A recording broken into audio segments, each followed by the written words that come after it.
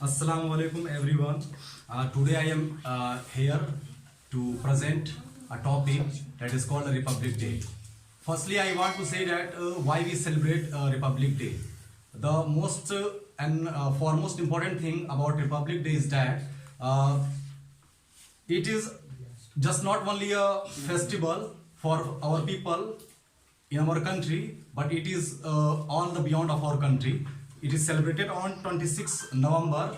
Firstly, it was started on 1950, and after that, a consecutive year has been come that we celebrate this Republic Day. There is 6 points that I have want to mention here, and the first point here that I want to deliver here. Republic Day is celebrated on 26 January consistently in India. It means that it will be celebrated in India regularly. Constantly here means regularly. इसको मैं हिंदी में भी बता देता हूँ कि 26 जनवरी जो है लगातार हमारे देश में मनाता जा रहा है, जब से ये मनाया जा रहा है. ठीक. Second point, in the year 1950 the constitution was found, यानी कि 1950 में होता क्या है कि ये कॉन्स्टिट्यूशन हमारा पूरी तरह से तैयार हो जाता है. कॉन्स्टिट्यूशन क्या होता है? संविधान. ठीक. जो संविधान है, संविधान मतलब संविधान के तहत हमारे देश में सारे काम होते हैं. ठीक. थर्ड पॉइंट इसका क्या है? India turn into a secular and democratic based nation on this day, यानी कि जो भारत था वो आज ही के दिन सेकुलर और डेमोक्रेटिक कंट्री में बन गया. ठीक है. सेकुलर का मतलब मैं आपको बता दूं कि सेकुलर का मतलब क्या होता है. सेकुलर का मतलब होता है कि सभी धर्मों को एक नजर से देखा जाएगा, चाहे वो हिंदू हो, चाहे मुसलमान हो, चाहे सिख हो, चाहे ईसाई हो, या बौद्ध धर्म, कोई भी धर्म का हो. ठीक. डेमोक्रेटिक का मतलब यहाँ पे क्या होता है?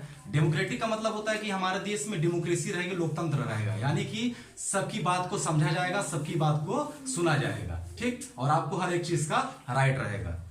और ये इसी के बाद मैं चौथे पॉइंट पे आना चाहूंगा. On this day all the work places and establishment stay close as this day is a national occasion. ठीक. यानी कि आज के दिन क्या होता है कि जितने भी हमारे वर्क प्लेसेस हैं, जो जगह हैं या जो इंस्टीट्यूशन हैं, वो बड़े बड़े क्या होते हैं, वहां पे सेलिब्रेशन किए जाते हैं. ठीक. और जो हमारे ऐसे इंस्टीट्यूशन है, जो सरकारी इंस्टीट्यूशन है, गवर्नमेंट इंस्टीट्यूशन है, वो सब क्या रहते हैं? बंद रहते हैं. ठीक. यानी जो ऑफिस होते हैं वो सब बंद रहते हैं. ठीक. अब इसके बाद छठा पॉइंट हमारा क्या है? स्टूडेंट्स सॉरी, ये जो हम अब ये पॉइंट बोले ये पांचवा था. ठीक. तो हम इसको मेंशन कर लेते हैं दूसरे वाले में. ठीक.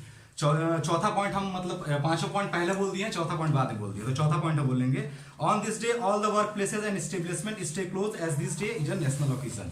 ठीक. यानी कि आज के दिन सब कुछ बंद रहता है और ये हमारा एक नेशनल ओकेजन है, यानी राष्ट्रीय पर्व की तरह ये मनाया जाता है. बात सबको समझ में आ रही है? क्लियर? ठीक. अब पांचवा पॉइंट इसमें देखिए क्या, school universities and other instructive organization commend this day with extraordinary grandeur and so, यानी कि होता क्या है कि आज के दिन हमारे जितने भी बड़े बड़े इंस्टीट्यूशन हैं वो इसको सेलिब्रेट करते हैं, सेलिब्रेशन यहाँ पे किया जाता है. And the last point is that is called 6 point, students effectively partake in debates, painting competition, singing, dancing and so on. यानी कि जो हमारे स्कूल या कॉलेजेस होते हैं उसमें बच्चे क्या करते हैं? कंपटीशन में पार्टिसिपेट करते हैं. ठीक है. जैसे कि आपका पेंटिंग का कंपटीशन हो जाता है या सिंगिंग का कंपटीशन हो जाता है, लेकिन यहाँ पे ऐसा माहौल नहीं है क्योंकि यहाँ पे एक दीनी प्रोग्राम की तरह इसको मनाया जा रहा है. ठीक. Thank you for that.